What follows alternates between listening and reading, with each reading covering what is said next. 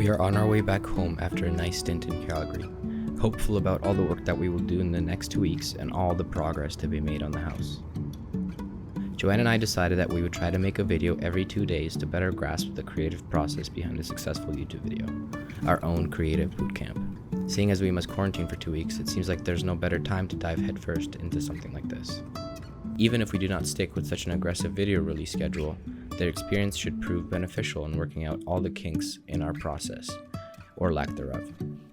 Luckily for us, since our videos are focused on the renovation and design process behind our house, a tight content schedule also has the added benefit of providing us with some extra motivation to get work done. This will be the first time that Joanne and I have had a period of uninterrupted, focused pursuit of this lifestyle we have dreamed about for so long. Telling a compelling story means bringing the audience along for the ride, making them feel part of the adventure. The best way I have found is to journal and write down our thoughts and feelings. Although I never considered myself much of a writer, in recent weeks I've started to just get thoughts onto the page. In a way, I have found it oddly therapeutic, as though writing down my inner dialogue was in some way organizing and making sense of it all. Fitting then, that in chasing this dream that we are developing habits that not only get us closer to our target, but also bring us closer to our true selves.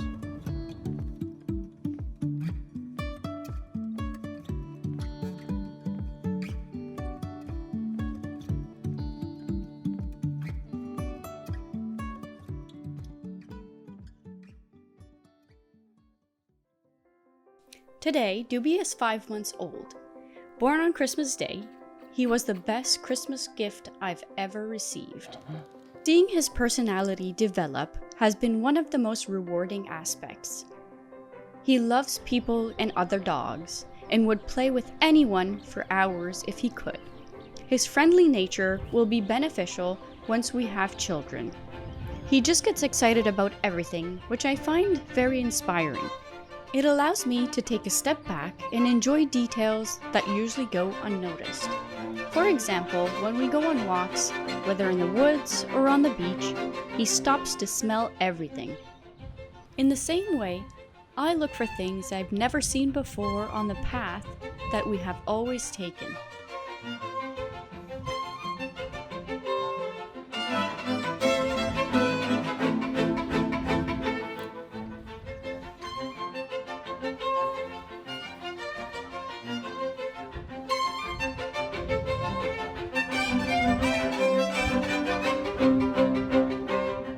When I left Nova Scotia, trees were still brown and the grass was starting to get taller.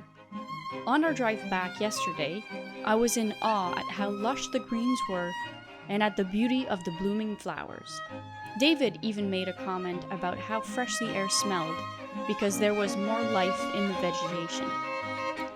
I've seen my mood about being in quarantine change for the better because going on walks with Doobie will be that much more exciting for the both of us. We are fortunate that we have this outdoor space where we are quarantining that allows Doobie and ourselves the opportunity to exercise and enjoy nature. Going for walks on the beach is so refreshing. Another perfect example of how nature is constantly in flux is how the moon position relative to the earth influences the tide throughout the day. When the tide is low, you can find the treasures that the previous higher tides have brought. Such gems includes rocks of different kind, driftwood, and round-edged glass that has been tumbled and rolled for years. These are art pieces that are shaped by nature. Since David is still working during our time in quarantine, I will be taking Doobie for walks on the beach and looking for some of these one-of-a-kind items to incorporate in the decor of our new home.